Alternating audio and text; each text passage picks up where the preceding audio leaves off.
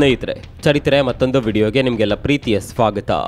ಕಿರಾನ ಪರ್ವತ ಶ್ರೇಣಿ ಇದೊಂದು ಬೆಟ್ಟದ ಬಗ್ಗೆ ಈಗ ಭಾರಿ ಚರ್ಚೆಗಳು ಆಗ್ತಾ ಇದೆ. ಪಾಕಿಸ್ತಾನದಲ್ಲಿರುವ ಈ ಬೆಟ್ಟ ಪ್ರದೇಶದಲ್ಲಿ ನ್ಯೂಕ್ಲಿಯರ್ ರೇಡಿಯೇಷನ್ ಲೀಕ್ ಆಗಿದೆ ಅನ್ನುವ ಸುದ್ದಿ ಭಾರಿ ಸದ್ದು ಮಾಡ್ತಾ ಇದೆ. ರೇಡಿಯೇಷನ್ ಲೀಕ್ ಆಗ್ತಾ ಇದೆ ಅಂದರೆ ದೊಡ್ಡದೊಂದು ದಾಳಿ ಈ ಪ್ರದೇಶದಲ್ಲಿ ಆಗಲೇಬೇಕು. ದಾಳಿಯಾಗಿ ರೇಡಿಯೇಷನ್ ಲೀಕ್ ಆಗಿದೆ ಅನ್ನುವ ಬಗ್ಗೆ ಚರ್ಚೆಗಳು ನಡೀತಾ ಇದೆ. ಇದಕ್ಕೆ ಸಾಕ್ಷಿ ಅನ್ನುವ ಹಾಗೆ ಕಿರಾನ ಪರ್ವತದ ಪಕ್ಕದಲ್ಲೇ ಅಮೆರಿಕಾದ ವಿಮಾನವೊಂದು ಹಾರಾಡಿದ ಕುರುಹು ಸಿಕ್ಕಿದೆ. ಇದು ಅಂತಿಂತ ವಿಮಾನ ಅಲ್ಲ, ರೇಡಿಯೇಷನ್ ಅನ್ನ ಸೆಳೆದುಕೊಳ್ಳುವ ವಿಮಾನ. ಹೀಗಾಗಿ ಕಿರಾನ ಪರ್ವತದ ಮೇಲೆ ದಾಳಿಯಾಗಿದೆ ಅನ್ನೋದಕ್ಕೆ ಮತ್ತಷ್ಟು ಪುಷ್ಟಿ ಸಿಕ್ಕಿದೆ. ಏನು ಆಗೇ ಇಲ್ಲ ಅಂತಾದರೆ ಅಮೆರಿಕಾದ ನ್ಯೂಕ್ಲಿಯರ್ ಎಮರ್ಜೆನ್ಸಿ ಏರ್ಕ್ರಾಫ್ಟ್ ಪಾಕಿಸ್ತಾನದಲ್ಲಿ ಹಾರಾಡಿದ್ದು ಯಾಕೆ ಅನ್ನುವ ಪ್ರಶ್ನೆಗಳು ಕೂಡ ಮೂಡುತ್ತೆ. ನ್ಯೂಕ್ಲಿಯರ್ ಎಮರ್ಜೆನ್ಸಿ ಏರ್ಕ್ರಾಫ್ಟ್ ಪಾಕಿಸ್ತಾನಕ್ಕೆ ಬಂದಿರೋದು ನಿಜವೇ ಆದರೆ ಅಲ್ಲಿಗೆ ಕಿರಾನ ಪರ್ವತದಲ್ಲಿ ಏನೋ ನಡೆಯಬಾರದ್ದು ನಡೆದಿದೆ. ಹೀಗೆ ಒಂದು ಕಡೆ ಕಿರಾನ ಬೆಟ್ಟಗಳ ಬಗ್ಗೆ ಚರ್ಚೆಗಳು ನಡೀತಾ ಇದ್ರೆ, ಮತ್ತೊಂದು ಕಡೆಯಲ್ಲಿ ನಮ್ಮ ವೀರ ಸೈನಿಕರು ಭಯೋತ್ಪಾದಕರ ಹುಟ್ಟಡಗಿಸಿದ್ದಾರೆ. ಶೋಪಿಯಾನ್ ಜಿಲ್ಲೆಯ ಕೆಲ್ಲಾರ್ನ ಶುಕ್ರೋ ಅರಣ್ಯ ಪ್ರದೇಶದಲ್ಲಿ ನಡೆದ ಗುಂಡಿನ ಕಾಳಗದಲ್ಲಿ ಭಾರತೀಯ ಸೇನೆ ನರಪಾಪಿ ರಕ್ಕಸರ ಕತೆ ಮುಗಿಸಿದೆ ಅನ್ನುವ ಸುದ್ದಿ ಬರ್ತಾ ಇದೆ. ಅಲ್ಲಿಗೆ ಭಾರತ ಹಾಗೂ ಪಾಕಿಸ್ತಾನದ ನಡುವೆ ಕದನ ವಿರಾಮ ಘೋಷಣೆಯಾಗಿದ್ರೂ ಕೂಡ ಉಗ್ರ ಸಂಹಾರ ಇನ್ನೂ ನಿಂತಿಲ್ಲ ಅನ್ನೋದನ್ನ ಭಾರತ ತೋರಿಸಿದೆ. ಅಷ್ಟಕ್ಕೂ ಶೋಪಿಯಾನ್ನಲ್ಲಿ ನಡೆದಿದ್ದೇನು, ಉಗ್ರರನ್ನ ಮಟ್ಟ ಹಾಕಿದ್ದು ಹೇಗೆ, ಏನಿದು ಕಿರಾನ ಹಿಲ್ಸ್, ಅಮೆರಿಕಾದ ನ್ಯೂಕ್ಲಿಯರ್ ಎಮರ್ಜೆನ್ಸಿ ಏರ್ಕ್ರಾಫ್ಟ್ ಪಾಕಿಸ್ತಾನಕ್ಕೆ ಬಂದಿದ್ಯಾಕೆ, ಎಲ್ಲವನ್ನ ಡೀಟೇಲ್ ಆಗಿ ತೋರಿಸ್ತೀವಿ ನೋಡಿ.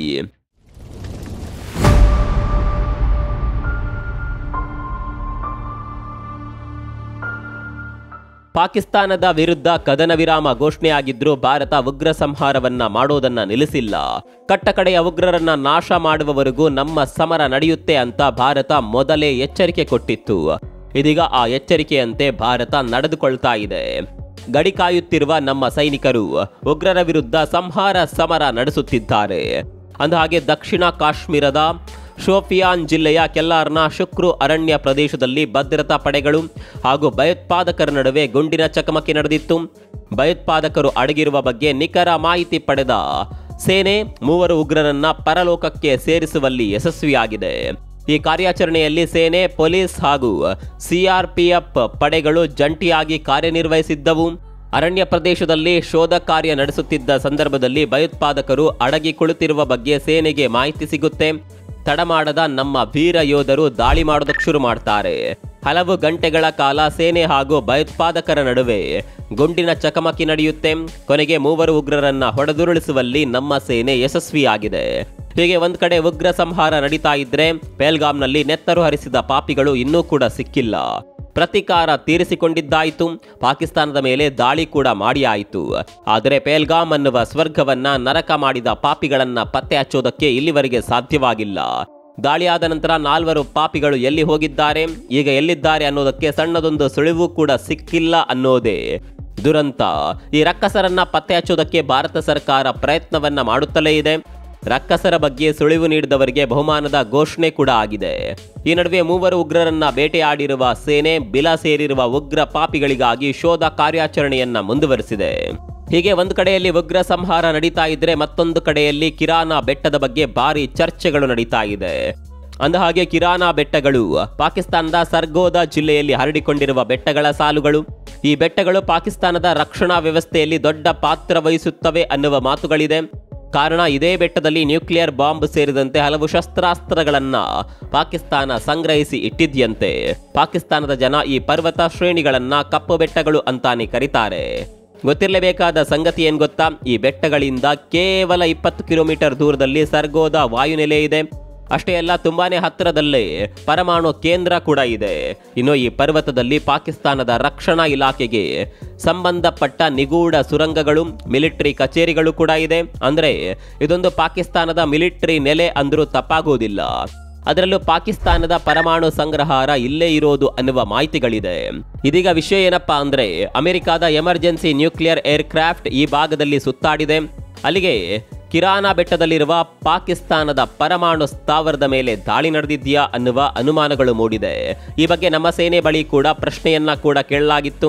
ಅದಕ್ಕೆ ಉತ್ತರಿಸಿರುವ ಅಧಿಕಾರಿಗಳು, ನಾವು ಕಿರಾನ ಬೆಟ್ಟಗಳ ಮೇಲೆ ಯಾವುದೇ ದಾಳಿ ಮಾಡಿಲ್ಲ, ಅಲ್ಲಿ ಏನೇ ನಡೆಯುತ್ತಿರಲಿ, ಏನೇ ಇರಲಿ, ನಮ್ಮ ಭಾಗದಿಂದ ಯಾವುದೇ ದಾಳಿ ನಡೆದಿಲ್ಲ, ಅಲ್ಲೊಂದು ಪರಮಾಣು ಸ್ಥಾವರ ಇದೆ ಅಥವಾ ಸಂಗ್ರಹಾರ ಇದೆ ಅನ್ನೋದು ನಮಗೆ ಗೊತ್ತೇ ಇಲ್ಲ ಅಂತ ಅಧಿಕಾರಿಗಳು ನಗುತ್ತಲೇ ಹೇಳಿದ್ದಾರೆ. ಅಲ್ಲಿಗೆ ಈ ಉತ್ತರದಲ್ಲಿ ದ್ವಂದ್ವಾರ್ಥ ಇರೋದು ಕನ್ಫರ್ಮ್ ಆಗುತ್ತೆ.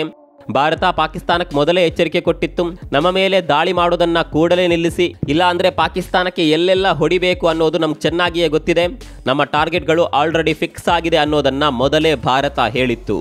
ಭಾರತ ಎಲ್ಲಿಗೆಲ್ಲ ದಾಳಿ ಮಾಡುತ್ತೆ ಅನ್ನೋದು ಪಾಕಿಸ್ತಾನಕ್ಕೂ ಕೂಡ ಗೊತ್ತಿದೆ. ಭಾರತ ಗುರಿ ಇಟ್ಟಿರುವ ಟಾರ್ಗೆಟ್ಗಳು ಉಡಿಸಾದ್ರೆ ಪಾಕಿಸ್ತಾನದ ಕತೆ ಮುಗಿಯುತ್ತೆ ಅನ್ನೋದು ಕೂಡ ಅದಕ್ಕೆ ಚೆನ್ನಾಗಿಯೇ ಗೊತ್ತಿದೆ. ಆದರೂ ಹುಂಬುತನವನ್ನ ಮಾತ್ರ ಪಾಕಿಸ್ತಾನ ಬಿಡ್ತಾ ಇಲ್ಲ. ಹೀಗೆ ಒಂದು ಕಡೆಯಲ್ಲಿ ಶತ್ರು ಸಂಹಾರ ನಡೀತಾ ಇರುವ ಬೆನ್ನಲ್ಲೇ ಪ್ರಧಾನಿ ಮೋದಿ ಅದಂಪುರ ಏರ್ಬೇಸ್ಗೆ ಭೇಟಿ ನೀಡಿದ್ದಾರೆ. ಏರ್ಬೇಸ್ಗೆ ಭೇಟಿ ಕೊಟ್ಟ ಪ್ರಧಾನಿ ಮೋದಿ ಯೋಧರ ಜೊತೆ ಚರ್ಚೆ ನಡೆಸಿದ್ದಾರೆ. ಪ್ರಧಾನಿ ಮೋದಿಯವರ ಈ ಭೇಟಿ ತುಂಬಾನೇ ಕುತೂಹಲ ಸೃಷ್ಟಿಸಿದೆ. ಇದು ಸಾಮಾನ್ಯ ಏರ್ಬೇಸ್ ಅಲ್ಲ. ಆಪರೇಷನ್ ಸಿಂಧೂರ್ನಲ್ಲಿ ಈ ಏರ್ಬೇಸ್ನ ಪಾತ್ರ ತುಂಬಾನೇ ದೊಡ್ಡದಿದೆ. ಅಂದಹಾಗೆ ಈ ಅದಂಪುರ ಏರ್ಬೇಸ್ ಇರೋದು ಪಂಜಾಬ್ನ ಜಲಂಧರ್ನಿಂದ ಸ್ವಲ್ಪ ದೂರದಲ್ಲಿರುವ ಈ ಏರ್ಬೇಸ್ ಭಾರತದ 2ನೇ ಅತಿ ದೊಡ್ಡ ಏರ್ಬೇಸ್ ಅನ್ನುವ ಖ್ಯಾತಿಗೆ ಪಾತ್ರವಾಗಿದೆ. ಭಾರತದ ಪಾಲಿಗೆ ಇದೊಂದು ನಿರ್ಣಾಯಕ ಏರ್ಬೇಸ್. ಇದೇ ಕಾರಣಕ್ಕಾಗಿ ಪಾಕಿಸ್ತಾನ ಅದಂಪುರ ಏರ್ಬೇಸ್ ಮೇಲೆ ದಾಳಿ ಮಾಡೋದಕ್ಕೆ ಪ್ರಯತ್ನ ಪಟ್ಟಿತ್ತು, ಮಿಸೈಲ್ಗಳನ್ನ ಕೂಡ ಹಾರಿಸಿತ್ತು. ಆದರೆ ಈ ದಾಳಿಯನ್ನ ತಡೆಯುವಲ್ಲಿ ಭಾರತೀಯ ಸೇನೆ ಯಶಸ್ವಿಯಾಗಿತ್ತು. ಈಗ ಮೋದಿ ಈ ಸೇನಾ ನೆಲೆಗಳಿಗೆ ಭೇಟಿ ನೀಡೋದಕ್ಕೆ ಹಲವು ಕಾರಣ ಇದೆ. ಮೊದಲ ಕಾರಣ ಪಾಕಿಸ್ತಾನದ ಸುಳ್ಳುಗಳನ್ನ ಬಟಾಬಯಲು ಮಾಡೋದು. ನಾವು ಮೊದಲೇ ಹೇಳಿದಂತೆ ಈ ವಾಯುನೆಲೆ ಮೇಲೆ ನಾವು ದಾಳಿ ಮಾಡಿದ್ದೇವೆ, ನಮ್ಮ ಮಿಸೈಲ್ಗಳು ಅದಂಪುರ ವಾಯುನೆಲೆಯನ್ನ ಧ್ವಂಸ ಮಾಡಿದೆ ಅಂತ ಪಾಕಿಸ್ತಾನ ಕೊಚ್ಕೊಂಡಿತ್ತು. ಈಗ ಸ್ವತಃ ಪ್ರಧಾನಿಯೇ ಇಲ್ಲಿಗೆ ಭೇಟಿ ಕೊಟ್ಟಿರೋದ್ರಿಂದ ಪಾಕಿಸ್ತಾನ ಎಷ್ಟೆಲ್ಲ ಹಸಿ ಸುಳ್ಳುಗಳನ್ನ ಹೇಳಿದೆ ಅನ್ನೋದು ಜಗತ್ತಿಗೆ ಗೊತ್ತಾಗಿದೆ. ಇಲ್ಲಿಗೆ ಭೇಟಿ ಕೊಡುವಾಗ ಮೋದಿ ತ್ರಿಶೂಲದ ಟೋಪಿ ಧರಿಸಿ ಬಂದಿದ್ರು. ಈ ಮೂಲಕ ಪಾಕಿಸ್ತಾನಕ್ಕೆ ಎಚ್ಚರಿಕೆಯನ್ನ ರವಾನೆ ಮಾಡಿದ್ರು. ಸೈನಿಕರ ಜೊತೆ ಮಾತನಾಡಿದ ಮೋದಿ ಸೈನಿಕರ ಆತ್ಮವಿಶ್ವಾಸ ಹೆಚ್ಚು ಮಾಡಿದ್ರು.